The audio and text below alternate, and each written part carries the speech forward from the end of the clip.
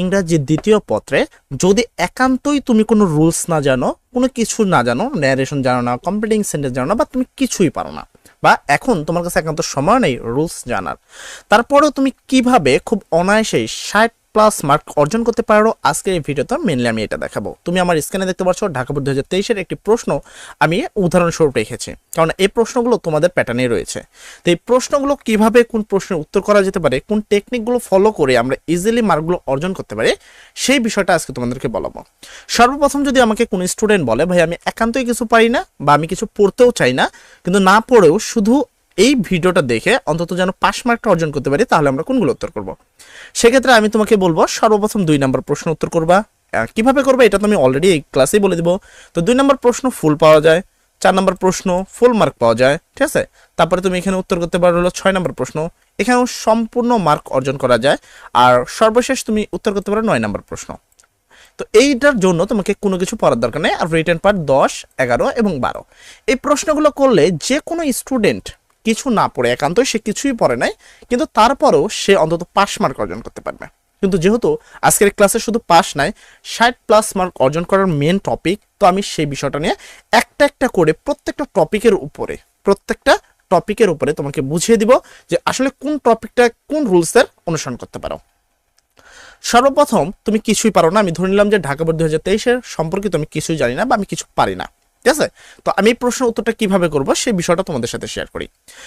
এখানে দেখো লেখা আছে কমপ্লিট দ্য টেক্সট উইথ কি সাবস্টেবল প্রিপোজিশন। তো প্রিপোজিশন তোমাদের যেই প্রিপোজিশনগুলো ম্যাক্সিমাম আসে, সেই প্রিপোজিশনগুলো সম্পর্কে যদি কথা বলি, ম্যাক্সিমাম প্রিপোজিশন মুখস্থ প্রিপোজিশনগুলোর মধ্যেই আসে। যেমন এখানে লেখা আছে তোমার কি লেখা আছে অ্যাকোস্টেড মে, তারপর হলো তোমার কি addicted to, use to, climate to, averse to. তো এই যে বিষয়গুলো আছে এগুলো আমাদেরকে মুখস্থ থাকতে হবে। তারপর ডাউটফুল। তো এই যে এই বিষয়গুলো যদি আমাদের মুখস্থ থাকে তাহলে আমরা 1 নম্বর প্রশ্নের উত্তর করতে পারবো। এখন আমি তো তোমাকে বলছি যে তুমি একান্তই কিছু পারো না, তুমি কিভাবে উত্তর করবা? দেখো, একান্ত যদি কিছু না পারো তাহলে 1 নম্বর প্রশ্নের উত্তর করা তুলনামূলক একটু কঠিন। তবে এতটুকু তোমাকে আমি আশ্বস্ত করতে পারি, যদি তুমি সবগুলো অপশনে অফ ইউজ করে আসো, মিনিমাম 4টা অর্থাৎ 2 মার্ক তুমি এখান থেকে পাবা। 5 মার্কের মধ্যে 2 মার্ক পাবা, মিনিমাম 4টা উত্তর তো সবগুলোতেই অফই হয়। তো তুমি যদি চোখ বুঝে সবগুলোতে অফ ইউজ করে আসো, তাও তুমি এখান থেকে 2 মার্ক পাবা। তবে আমি তোমাকে রিকমেন্ড করবো, আমি ভিডিও শেষে একটা পিডিএফ দিয়ে দিবা প্রিপোজিশন, একটু কষ্ট করে পড়ে নিও। যদি আমি পড়তে না করছি, বাট পড়ে নিলে হয়তো বা তুমি এই 1 নম্বর প্রশ্ন উত্তর করতে পারবা। তবে আমি ধরে নিলাম যে আমাদের দুর্বল স্টুডেন্ট এই প্রশ্ন উত্তরটা বেশিরভাগ করতে পারবে না, তারা সব জায়গায় অফ ইউজ করবে, তার জন্য অন্তত তারা 2 মার্কটা পাবে। তো দেখো এখানে লেখা আছে কি অ্যাকোস্টোমেট, উত্তর হবে কি টু, অ্যাকোস্টোমেট টু। এটা একটা ফ্রেজ অফ প্রিপোজিশন যেটা আমাদের মুখস্থ। তারপর কি অ্যাডিক্টেড টু, এটাও একটা মুখস্থ প্রিপোজিশন। তার মানে এখানে কি আছে ক্লাইনিংস টু, তো এটাও আমাদের কি ফুলফিল মুখস্থ। তারপর অ্যাভার্স টু কি আমাদের মুখস্থ। ইউজ টু, এটাও কি মুখস্থ। মোটামুটি তুমি যদি খেয়াল করো এখানে 5টা পরপর প্রথম 5টা যেগুলো আছে পুরোটাই কি মুখস্থর উপরে দেওয়া আছে, ঠিক আছে। তারপরে তুমি এইখানে যদি খেয়াল করো হিজ সাকসেস এই লেখা আছে, এটা একটা বলা হয় পজিটিভ, মানে হিজ, আওয়ার, তারপর কি ইওর, এগুলো হলো বলা হয় কি পজিটিভ। আশা করি এতটুকু জানো। যদি কোনো পজিটিভের আগে যদি গ্যাপ থাকে, ঠিক আছে, যদি কোনো পজিটিভের আগে যদি কোনো গ্যাপ থাকে তাহলে সেখানে অফ হয়।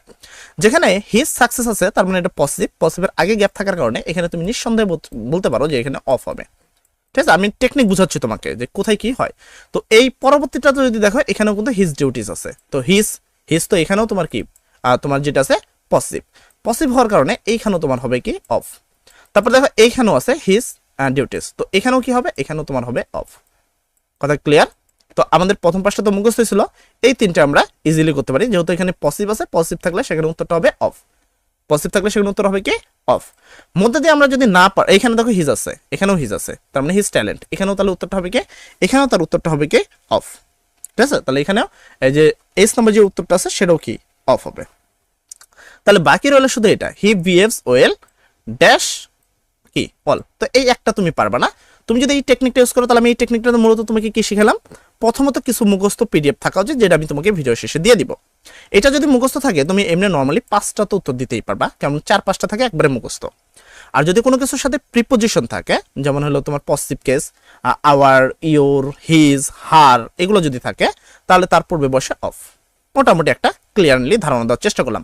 তো এখানে 5-এর মধ্যে তুমি যদি এই ধারণাটি অর্জন করার জন্য মুখস্থ করবে না, শুধু এই ধারণাটুকু অর্জন করে নিবা, তার মধ্যে আমি তোমাকে গ্যারান্টি দিতে পারবো যে এখান থেকে তুমি 3 অর্জন করতে পারবা।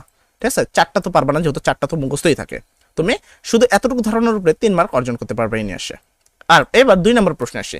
2 নম্বর প্রশ্ন তুমি খুব অনায়াসে মানে 100% মার্ক পাবা, 100%, এখানে কোনো সন্দেহ নাই। তো এখানে বেশ কিছু ওয়ার্ড থাকে যেগুলো আমরা ইজিলি উত্তর করতে পারি। প্রথমে তুমি যদি দেখো এখানে মানে আমি কিছুগুলো আগে যেগুলো শর্টকাটলি ইজিলি বোঝা যায় সেটা, যেমন এখানে আছে দেন, আছে কি আছে দেন, কোনো গ্যাপের পরে যদি দেন থাকে, কি এখানে একটা গ্যাপ আছে, গ্যাপের পরে দেন আছে, তারপর অন্য কথা আছে।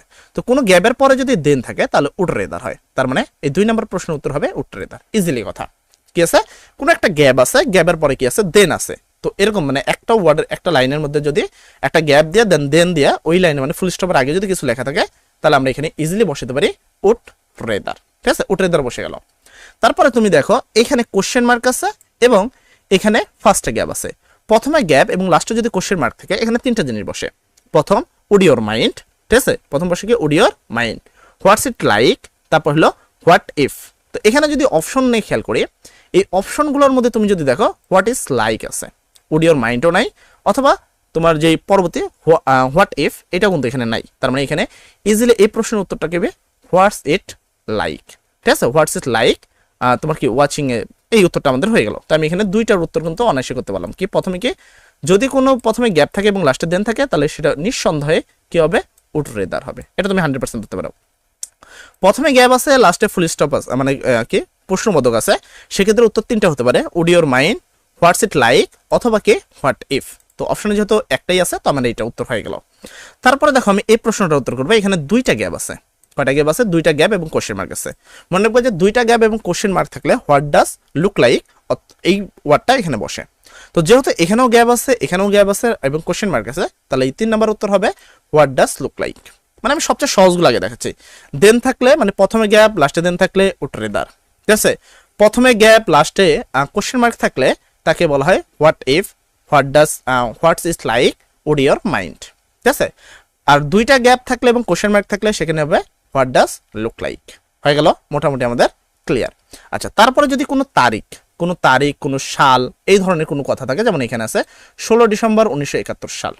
তো যদি এই ধরনের কোনো সাল বা কোনো তারিখ উল্লেখ থাকে সেক্ষেত্রে হয় ওয়াজ ব্রন। কি কোনো সাল বা কোনো তারিখ যদি উল্লেখ থাকে সেক্ষেত্রে হয় কি ওয়াজ ব্রন। তার মানে এই যে 2 নম্বর যে প্রশ্নটা আছে, কত নম্বর এটা, জি নাম্বার, কত নম্বর, জি নাম্বার, তাহলে এই জি নাম্বার উত্তর আমরা কি দিব ওয়াজ ব্রন। কারণ এখানে তারিখ আছে। আমি কিন্তু একটাতেও দেখো মিনিং পড়তেছি না। দেন দেখে বুঝতে পারলাম যে এখানে উড রেদার হবে। প্রথমে গ্যাপ লাস্টে কি কোশ্চেন মার্ক দেখে বুঝতে পারলাম এখানে কি হবে would your mind, what if, অথবা কি হোয়াটস ইট লাইক। তো যেহেতু অপশনে এটাই ছিল তাই এটাই মেরে দিলাম। এখানে 2টা গ্যাপ ছিল এবং লাস্টে কোশ্চেন মার্ক ছিল, তাই খুব ইজিতে আমি বলতে পারি হোয়াট ডাজ লুক লাইক বলবে। তাই এখানে কি বসলো হোয়াট ডাজ লুক লাইক, না কোনো মিনিং জানতে হলো না কিচ্ছু জানতে হলো। তারপর কোনো তারিখ, কোনো সাল এই ধরনের কিছু উল্লেখ থাকলে সেক্ষেত্রে খুব অনায়াসে তুমি বসতে পারো ওয়াজ ব্রন। তার মানে আমি এটা এখানে ইউজ করতে পারি ওয়াজ ব্রন বা ব্রন। দেন এখানে তুমি যদি খেয়াল করো এখানে তো এটা তো আমি যাবো না, যেটা মানে সবচেয়ে সহজ যেটা মনে হবে আমার কাছে আমি সেটা করব, মানে সবচেয়ে সহজ যেটা মনে করবো সেটা। তো এইখানে দেখো এখানে I can not write A bicycle A motorcycle, দুটো বিপরীত বিষয়। রাইড এ বাইসাইকেল মানে সাইকেল চালাতে পারি না, I can not write A bicycle, আমি সাইকেল চালাতে পারি না, আর মোটরের কথা তো চিন্তাই করা যায় না। এই ধরনের দুটো অপোজিট বিষয় থাকলে, ধরো আমি 500, এখানে আছে 500 টাকা, এখানে আছে 5000 টাকা। এখানে ধরো আছে কি রিমেম্বার মানে মনে করতে পারি না, এখানে আছে কি টাইটেল অফ স্টোরি। এরকম দুইটা এরকম ধরনের অপোজিট ওয়ার্ড থাকলে বা ব্যবধান থাকলে সেক্ষেত্রে তুমি লেট অ্যালোন ইউজ করতে পারো। তাহলে I can not write A bicycle, আমি কি করতে পারি না, বাইসাইকেল চালাতে পারি না, লেট অ্যালোন এ মোটরসাইকেল, মোটরসাইকেলের কথা তো চিন্তাই করা যায় না, মোটরসাইকেলের কথা হলো চিন্তাই করা যায় না। আর আরেকটা বিষয় হলো প্রথমে যদি গ্যাপ থাকে এবং সেন্টেন্সের মাঝখানে যদি একটা কমা থাকে, কথা ক্লিয়ার করি, প্রথমে যদি গ্যাপ থাকে এবং সেন্টেন্সের মাঝখানে যদি একটা কমা থাকে তাহলে এখানে হয় অ্যাজ সুন অ্যাজ, কি হয় অ্যাজ সুন অ্যাজ। তো এখানে যেহেতু প্রথমে গ্যাপ আছে এবং লাস্ট কি মাঝখানে কম আছে তাহলে এখানে হবে অ্যাজ সুন অ্যাজ, তাহলে উত্তর হলো অ্যাজ সুন অ্যাজ। এবার দেখো আমার কাছে 3টা জিনিস বাদ আছে, দেয়ার, ইট, কি হ্যাভ টু, হ্যাড টু। তার মানে কি মোটামুটি আমার কাছে এখন 1 2 3 4 5টা বাদ আছে। তো আমি এখানে ক্লিয়ার করি না কোনটা কোনটা। প্রথমে যদি লং অ্যাগো লিফট, তো তোমরা এটা সবাই আশা করি এতটুকু তোমরা তো পড়ছো যে লিফট যদি থাকে সেক্ষেত্রে দেয়ার হবে, কি হবে লিফট যদি থাকে দেয়ার হবে। আর প্রথমটার পরে গ্যাপ থেকে যদি ভার্বের সাথে এস বাই এস থাকে তাহলে ইট হবে। যেহেতু এখানে কি long ago dash lift, lift থাকার কারণে এখানে হবে দেয়ার, বা once upon a time, one day এই ধরনের কোনো কথা থাকলে সেখানে হবে দেয়ার। ঠিক আছে, তাহলে কি কি long ago, once upon a time, তারপর ওয়ান ডে। ঠিক আছে, তো এই ধরনের ওয়ার্ডগুলো থাকলে তুমি খুব অনায়াসে সেখানে কি বসাতে পারো, দেয়ার বসাতে পারো। তাহলে আমার দেয়ার কমপ্লিট হলো। এবার আছে ইট, হ্যাভ টু। ঠিক আছে, হ্যাড টু। ইট কোথায় বসে? ইট হলো প্রথমে যেটা গ্যাপ আছে, প্রথমে যেখানে গ্যাপ আছে। আচ্ছা, এখানে তুমি যদি খেয়াল করো এটা 2 নম্বরে গ্যাপ আছে, এখানে খেয়াল করলে এখানে 2 নম্বরে গ্যাপ আছে, এইখানে দেখো এখানে প্রথমে গ্যাপ আছে। তো প্রথমে যদি গ্যাপ থাকে আমার কাছে অপশন আছে ইট, তার মানে আমি এখানে ইজিলি ইউজ করবো ইট। এখানে আমি ইউজ করবো কি ইট, ইট হলো প্রথমে গ্যাপ থাকে। ঠিক আছে, তাহলে আমার এখানে ইট ইউজ হলো। বাকি রইলো হ্যাভ টু আর হ্যাড টু। এটা ডিপেন্ড হলো তোমার কি মিনিং এর সাথে একটু আসতে হয়। যেমন এসে time is very valuable, time কি খুবই মূল্যবান। We dash until time properly, আমাদের কি করা উচিত, আমাদের সময়ের সঠিক ব্যবহার করতে হবে। ঠিক আছে, তাহলে আমরা এখানে কি লিখবো, উই হ্যাভ টু, এটা আমাদের বাধ্যতামূলক করা উচিত। উই হ্যাভ টু কি আনটিলাইজ টাইম প্রপারলি। তো এইটা তোমাকে একটু বুঝতে হবে, মানে প্রথমটা যেটা আছে। ঠিক আছে, তো কি টাইম ইজ ভ্যালুয়েবল, কি ভেরি ভ্যালুয়েবল, সময় খুবই মূল্যবান। এই দেখো মাত্র 2টা পারলা না, এছাড়া মোটামুটি এই 2টা ছাড়া, এই যে হ্যাভ টু আর হ্যাড টু ব্যতীত বাকিগুলো ইজিলি শুধু টেকনিকের সাহায্যে তুমি করতে পারবা, এটা নিয়ে তোমার কোনো মাথা ব্যথা নাই। তো বাকি হলো হ্যাভ টু আর হ্যাড টু, এটা একটু মিনিং এর সাথে আসতে হয়। Time is very valuable, time কি সময় খুবই মূল্যবান, সেক্ষেত্রে আমি কি এখানে ইউজ করবো হ্যাভ টু। আর একটাই অপশন আছে, তার মানে এখানে কি ইট ইজ উইন্টার, এটা হলো শীতকাল, you had better buy a coat, তোমার একটা কি কোট কেনা উচিত, বা তোমার একটা কোট কিনলে ভালো হয়। তো এই তো এইভাবে আমরা 2 নম্বর প্রশ্ন শুধুমাত্র টেকনিকের সাহায্যে অনায়াসে কি করতে পারি, কভার করতে পারি। আচ্ছা, তারপরে চলে যাবো আমাদের 3 নম্বর প্রশ্ন। 3 নম্বর যে প্রশ্নটা এটাকে বলা হয় লোকে তোমার যে কমপ্লিটিং সেন্টেন্স আছে সেই কমপ্লিটিং সেন্টেন্স, যদি এটা এতটা সহজ নয় যতটা মানে দেখতে হয়। তো এইখানে তোমাকে একটু মানে বিষয় রাখতে হবে, মানে মনে রাখতে হবে যে এই প্রশ্নটা আসলে সবাই আমরা করতে পারবো না, এটার জন্য একটু প্র্যাকটিসের দরকার। মিনিমাম অন্তত এখানে যদি আমি বলি, এখানে মিনিমাম তোমার 52টা মুখস্থ থাকা লাগবে। কয়টা? মিনিমাম 52টা মুখস্থ থাকা লাগবে। যারে 52টা মুখস্থ আছে তাদের কোনো রুলস কোনো কিচ্ছু লাগবে না, রুলস টুলস কিচ্ছুর প্রয়োজন নেই। 52টা যাদের মুখস্থ আছে তারা ইজিলি করতে পারে। যেমন এখানে আছে আই উইশ, যদি এখানে আই উইশ থাকে আই ওয়ার এ কিং, মুখস্থ জিনিস, I wish I were a king. তারপরে এখানে আছে it is long time, it is long time যদি থাকে উই মিটস কি we meet last, it is long time থাকলে উই মিট লাস্ট। ঠিক আছে, তারপর it is high time we change our bad habit, এখানে যদিও নাই, এগুলো আমাদের মুখস্থ, মানে মুখস্থ টেকনিক। যদি কি থাকে আই উইশ থাকে আই ওয়ার এ কিং হবে। যদি ইট ইজ লং টাইম থাকে তাহলে হবে কি উই মিট লাস্ট। ঠিক আছে, আর যদি ইট ইজ হাই টাইম থাকে তাহলে কি we change our bad habit. Easily মুখস্থ করাচ্ছি, কোনো আলাদা কিচ্ছু বলতেছে না। তারপরে এখানে দেখো no sooner had we got the pitch of, এটা দেন থাকলে এখানে তোমার পাস্ট ইনডিফিনিট। এখন কোথাও তুমি পাস্ট ইনডিফিনিট বুঝবাই না যে পাস্ট ইনডিফিনিট আবার কি জিনিস, তবে তোমার মাথাতেই আসবে না, তো এটা কিন্তু তুমি করতে পারবে না। তারপরে এই যে এখানে ইট ইজ হাই টাইম আছে, ইট ইজ হাই টাইম থাকলে তুমি এখানে ইজিলি লিখতে পারো কি we change our bad habit. ঠিক আছে, আবার কিছু আরেকটা কিছু আছে, যেমন হলো অ্যাজ ইফ, অ্যাজ ইফ অথবা অ্যাজ দো। ঠিক আছে, অ্যাজ ইফ যদি এখানে নাই, অ্যাজ ইফ অথবা অ্যাজ দো, অ্যাজ ইফ বা অ্যাজ দো থাকলে তুমি উত্তরটা লিখতে পারো উই নো এভরিথিং বা we had none everything, easily উত্তর হয়ে গেল। তো এইগুলো হলো আমাদের কি কিছু জিনিস থাকে টেকনিক্যালি মুখস্থ থাকলে হয়ে যায়। তারপরে এখানে তুমি যদি দেখো লেখা আছে উইথ এ ভিউ টু, কি আছে উইথ এ ভিউ টু, তার মানে উইথ এ ভিউ টু থাকলে আর পরবর্তী যেটা আছে এটার সাথে আইএনজি যুক্ত করতে হবে। কি I have to go to station, আমাদের কি স্টেশনে যেতে হবে উইথ এ ভিউ টু কি করতে, রিসিভ হিম তাকে নিয়ে আসতে, ভার্বের সাথে আইএনজি, রিসিভের সাথে আইএনজি। তো এখানে সব তো আসলে পারা সম্ভব না, তবে এই 52টা যদি মুখস্থ করো তাহলে তুমি পারবা। এই 52টা কোথায় পাবা সেই বিষয়টা নিয়ে আমি একটু পরে কথা বলছি। এরপর আসি 4 নম্বর প্রশ্ন। 4 নম্বর প্রশ্ন, যে কোনো স্টুডেন্ট সম্পূর্ণ মার্ক অর্জন করতে পারে, 4 নম্বরের জন্য তাকে তেমন কোনো কষ্ট করতে হবে না। 4 নম্বর প্রশ্নকে বলা হয় রাইট ফর্ম ভার্ব। ঠিক আছে, কারেক্ট ফর্ম অফ ভার্ব বা রাইট ফর্ম ভার্ব। তো এই রাইট ফর্ম ভার্ব খুবই সহজ এবং ইজি একটা টেকনিক আমি বলতে পারি। রাইট ফর্ম ভার্ব 2 ধরনের হয়, একটা প্রেজেন্ট টেন্সের হয়। তো প্রেজেন্ট টেন্সের যদি হয় তাহলে প্রেজেন্ট টেন্সের উত্তর অনুসরণ করতে হবে। আবার কি যদি পাস্ট টেন্সের অনুসারে হয় তাহলে ম্যাক্সিমাম ভার্বের সাথে এডি হয়। আবার কি বেশ কিছু জিনিস তোমাকে জানতে হবে, যেমন এখানে বেশ কিছু গ্যাপ আছে প্রিপোজিশন, যেমন এখানে আছে প্রিপোজিশন আছে। ঠিক আছে, তারপর তুমি যদি খেয়াল করো আরো বেশ অনেকগুলো থাকে যেগুলো প্রিপোজিশন থাকে। ঠিক আছে, এই যে ফর আছে মানে প্রিপোজিশন আছে, তারপর তুমি দেখো এখানে বাই আছে প্রিপোজিশন। ঠিক আছে, তারপরে আমি আরো যদি কিছু দেখাই যে প্রিপোজিশন কোনগুলো আছে, তারপর এখানে তুমি যদি দেখো টু টু একটা preposition, with a view to এটা একটা কি প্রিপোজিশন, বা উইথ এ ভিউ টু সরাসরি একটা ওয়ার্ড আছে। তারপরে তুমি যদি দেখো আর কোনো জায়গায় প্রিপোজিশন আছে, এই যে উইদাউট, উইদাউট হলো প্রিপোজিশন, এই যে তো এই তো মোটামুটি এই করে দেখো প্রিপোজিশন আছে। তো যদি প্রিপোজিশন অথবা উইথ এ ভিউ টু থাকে, কি যদি প্রিপোজিশন অথবা উইথ এ ভিউ টু অথবা প্রথমে গ্যাপ, তিনটা কথা বলছি ভালো করে শুনবা, ঠিক আছে? আমরা রুলস তো পড়াবো না তোমাদের, কোনো শুধু টেকনিক শিখাবো। এখন টেকনিকটা কি, যদি প্রিপোজিশন থাকে, যেমন এখানে একটা দুইটা তিনটা চারটা পাঁচটা, তো পাঁচটা আছে প্রিপোজিশন, এন্ড প্রিপোজিশন থাকলে ভার্বের সাথে আইএনজি হয়। প্রিপোজিশন থাকলে কি হয়, ভার্বের সাথে আইএনজি, কিচ্ছু না। প্রিপোজিশনের পরে রাইট ফর্মে যে ভার্বে যদি গ্যাপ থাকে, উইথ এ ভিউ টু থাকে, তো এইটাকে বলা হয় ভার্বের সাথে আইএনজি। তাহলে খুব অনায়াসে দেখো আমি উত্তর করতে পারি, ফর আছে এখানে প্রিপারিং আছে, মানে প্রিপারি আছে, এর সাথে আমি কি করবো, এই ই তুলে দিয়ে আমি কি করবো, আইএনজি করে দেবো, প্রিপারিং। মানে এটার উত্তরটা কি হচ্ছে, এটার উত্তর তুমি মিলিয়ে নাও, সমস্যা নেই, এমনি তুমি নর্মালি মিলাইতে পারো। আই হোপ যে কোনো উত্তর মিলে নাই এরকম হইতে পারে না। টেকনিকগুলো তোমাদের জন্য এমনভাবে আমি গতকালই রেডি করছি, যখন ফার্স্ট পেপার ক্লাসটা লাইভ শেষ করছি তখন আমি তোমাদের জন্য এই টেকনিকটা রেডি করে রাখছি, যে এইভাবে করলে একটা স্টুডেন্ট খুব অনায়াসে ফুল মার্ক অর্জন করতে পারবে, মিনিমাম 60 তো পাবেই। থেকে এখানে প্রিপোজিশন থাকার পরে, প্রিপোজিশনের পরে কোনো গ্যাপ থাকলে সেটার সাথে আইএনজি হয়।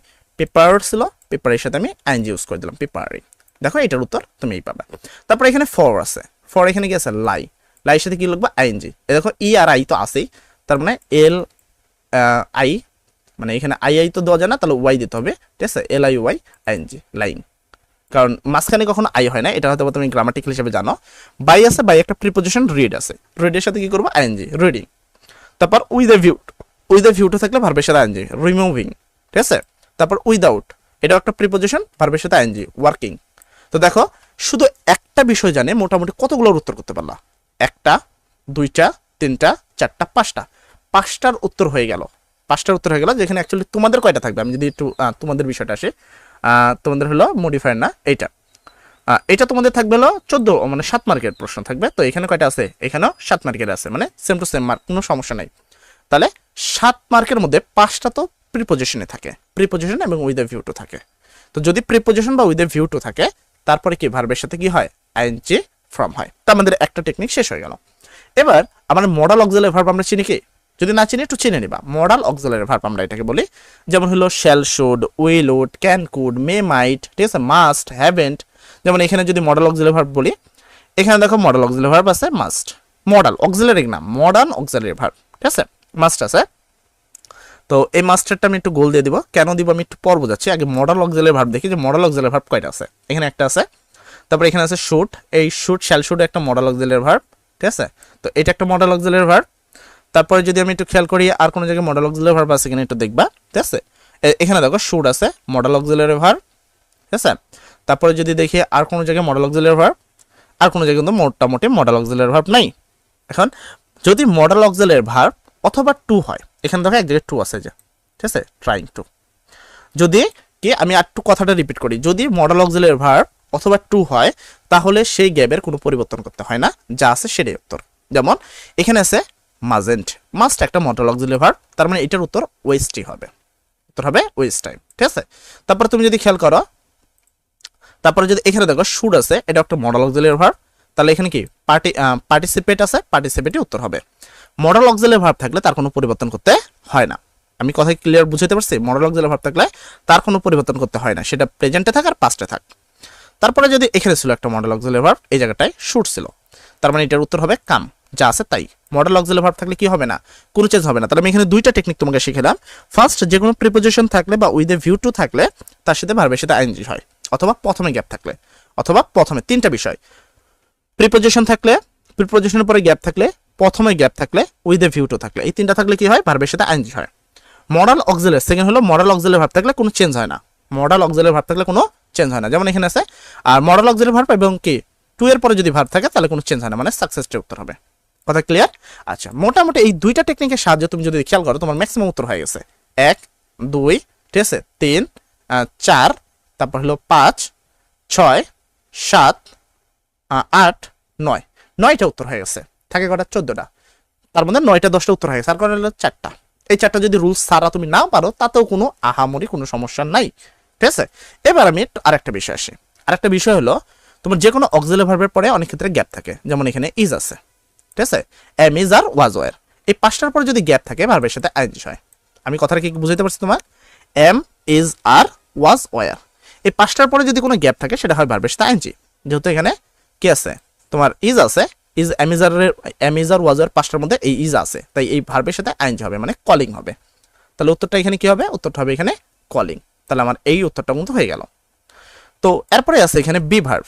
বি ভার্ব মানে 5টা ওয়ার্ড বসতে পারে, am, is, are, was, were. তো এখানে অ্যাকচুয়ালি সবসময় 2টা বসে, হয় ইজ বসে নাইলে ওয়াজ বসে। এখন বুঝবো কিভাবে যে ইজ বসবে না ওয়াজ বসবে?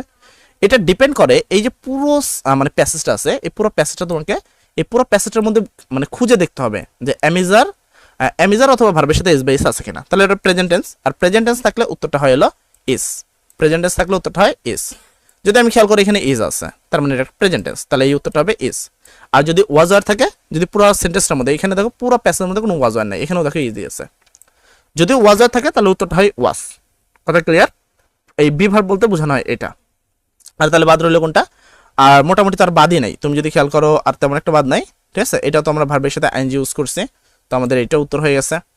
তুমি দেখো তোমার কাছে টেকনিকগুলো সহজ মনে হচ্ছে না, একবারে সহজ মনে হচ্ছে কিনা। আমরা কি কি টেকনিক শিখলাম একটু আবার রিপিট করি তোমাদেরকে।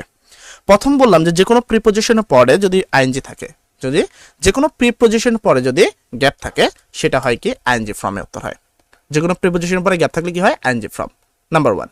নাম্বার 2 তোমাকে বলা হয়েছে উইথ এ ভিউ টু থাকলে ভার্বের সাথে হয় আইএনজি, মানে গ্যাপের সাথে যেই ওয়ার্ডটা থাকে, উইথ এ ভিউটা থাকলে ভার্বের সাথে যেই ওয়ার্ডটা থাকে তার সাথে হয় আইএনজি। আচ্ছা, হয়ে গেল। তারপরে তোমাকে বললাম যে কোনো কিছুর গ্যাপ যদি প্রথমে থাকে, যদিও এরকম কোনো জায়গায় নাই, কোনো কিছুদের প্রথমে নাই, কিন্তু যদি প্রথমেই তোমার এরকম একটা গ্যাপ থাকে, যেটা এখানে নাইকা, প্রথমে যদি গ্যাপ থাকে সেক্ষেত্রে সেটা হয় ভার্বের সাথে আইএনজি। প্রথম বিষয়টা গেল। তারপর তোমাকে বললাম মডাল অক্সিলারি ভার্ব বা টু এর পরে যদি গ্যাপ থাকে কোনো পরিবর্তন হয় না। কি? মডাল অক্সিলারি ভার্ব বা টু এর পরে যদি কোনো গ্যাপ থাকে কোনো পরিবর্তন হয় না। নাম্বার শেষ। তারপর তোমাকে বললাম am, is, are, was, were, এই 5টার পর যদি গ্যাপ থাকে তার মানে সেখানে হবে ভার্বের সাথে আইএনজি। লাস্ট টেকনিকটা আমি তোমাকে একটু শেখাই, ঠিক আছে? এই টেকনিকের সাহায্যে পুরো সবগুলো উত্তর হয়ে যাবে। এখানে আমি যেগুলো বলছি আর বাইরে তোমাকে বলতে হবে না। আর একটা বিষয় হলো হ্যাভ, ঠিক আছে? হ্যাভ, হ্যাজ এবং হ্যাড, এই 3টা যদি থাকে তার মানে ভার্বের সাথে ইডি হয়। হ্যাভ, হ্যাজ, হ্যাড থাকলে ভার্বের সাথে ইডি। আর যদি টেন্স এখানে যদি যেমন ইজ ছিল, তাই আমার এখানে কোনো সমস্যা নেই। আর একটা বিষয় বলি, যদি প্যাসেজটা প্রেজেন্ট টেন্সে হয় তাহলে ম্যাক্সিমাম উত্তর হয় এস বাই এস, আর প্যাসেজটা পাস্ট টেন্সে হলে ম্যাক্সিমাম উত্তর হয় ইডি আকারে। আশা করি এইখানে যে 7 মার্ক তার মধ্যে মিনিমাম অন্তত 6 মার্ক তো অর্জন করতেই পারবা। তো এখানে আমি তোমাকে 6 না, আমি এখানে 5 ধরলাম, তো এখানে অন্তত 5টা তুমি সঠিক করতে পারবা, ঠিক আছে? তো আমরা একটু পর কাউন্ট করবো যে আমরা আসলে 60 মার্ক প্লাস পাইছি কিনা। এরপর যদি আসি 5 নম্বর প্রশ্ন থাকে, যেটাকে বলা হয় মানে ন্যারেশন আমরা বলি, যেটাকে আমরা বলি কি ন্যারেশন, এবং ছোট থেকে আমরা ন্যারেশনে জানি। ন্যারেশনের জন্য তোমার থাকে 7 মার্ক। এবার যদি আমাকে বলো যে ন্যারেশন আসলে সরাসরি শিখিয়ে দেওয়া এটা পসিবল না, ন্যারেশনের জন্য তোমাকে একটু হলেও টেকনিক তো না, ন্যারেশনের জন্য মিনিমাম তোমাকে রুলস পড়তে হবে, মিনিমাম। তবে কি একটা বিষয় কি, ন্যারেশন লিখলে কিছু পরিমাণ মার্ক পাওয়া যায়, ঠিক আছে? তো এখানে যেমনটা আসলে কি, এখানে এই যে কথাটা বলছে মানে মিনিং সহ ইন্টারমিডিয়েটের ন্যারেশন একটু কঠিন হয়ে থাকে। Do any choice say it the teacher to কি সুস্মিতা, মানে টিচার সুস্মিতাকে বললো, যেহেতু এখানে কোশ্চেন মার্ক আছে তার মানে এখানে আস্কড হবে। এবার আমি নয় রুল জানি তাই তোমাকে ইজিলি করতে পারছি, কিন্তু তুমি কিন্তু এটা পারবে না। তাই আমি এখানে ধরবো যে এখানে তুমি তেমন কোনো মার্ক পাবে না, এমনি লেখার জন্য 1 থেকে 2 মার্ক দিবে। যদি পুরো প্যাসেজটা লিখে দিয়ে আসো ন্যারেশনে জাতামাতা করে, তাও তুমি 2 মার্ক পাবা, তাই আমি এখানে 2 ধরলাম। এরপরে পরবর্তী 6 নম্বর প্রশ্ন, যেটাকে আমরা বলি মডিফায়ার। মডিফায়ার খুবই সহজ, মানে খুবই সহজ একটা বিষয়। ম্যাক্সিমাম উত্তর থাকে pre modifier the noun. Pre modifier মানে কি, এই যে নাউনটা আছে এটাকে মডিফাই করতে হবে বা বিকৃত করতে হবে। মানে প্রি মডিফায়ার দ্য নাউন মানে হলো অ্যাডজেক্টিভ বসাতে হয়। প্রি মডিফায়ার দ্য নাউন মানে কি অ্যাডজেক্টিভ বসায়, যেমন হলো বিউটিফুল, ইন্টারেস্টিং, পপুলার, তারপর হলো আগলি, এই ধরনের যে বিষয়গুলো অ্যাডজেক্টিভ আমরা ইউজ করি সেগুলো। এখন এখানে যেমন বলছে cricket is an pre modifier the noun use করতে হবে গেম। এখন গেম কি কখনো বিউটিফুল হয়? ক্রিকেট কি একটা বিউটিফুল গেম? তা কিন্তু না। ওয়ান্ডারফুল গেম না, ঠিক আছে? তাহলে cricket is an international game. Cricket এক ধরনের কি ধরনের গেম? ক্রিকেট হলো একটা ইন্টারন্যাশনাল গেম। আর যদি কোনো কবির বিষয় থাকে, কবির বিষয় থাকলে পপুলার পোয়েট, ঠিক আছে? যদি কোনো কবির বিষয় থাকে সেক্ষেত্রে আমরা ইউজ করতে পারি পপুলার, ঠিক আছে? তো ইজিলি এই বিষয়টা বুঝি। প্রি মডিফাই দ্য নাউন মানে সেই সম্পর্কে অ্যাডজেক্টিভ বসাতে হবে, বিউটিফুল, পপুলার, ওয়ান্ডার, ইন্টারন্যাশনাল, এই ধরনের বিষয়। আর এখানে বলছে ইউজ অফ পসিভ। পসিভ কোনগুলো? এখানে পসিভ বলতে 3টা জিনিস ব্যবহার হয়। প্রথম তোমার প্রথম হলো মাই, তারপর হলো আওয়ার, তারপর হলো ইয়র, ঠিক আছে, আর হলো ইটস। তো এই হলো বসে। তো এখানে বলা হয়েছে ইউজ প্রসেসিভ টু কি প্রি মডিফাই দ্য নাউন। তার মানে এই যে এখানে যে কান্ট্রি আছে, কান্ট্রির আগে আমাকে এখানে কিছু একটা বসাতে হবে, যেমন হলো কি মাই, ইয়োর, তারপর কি এই তোমার কি ইটস। তো এগুলোর মধ্যে যে কোনো একটা বসাতে হবে।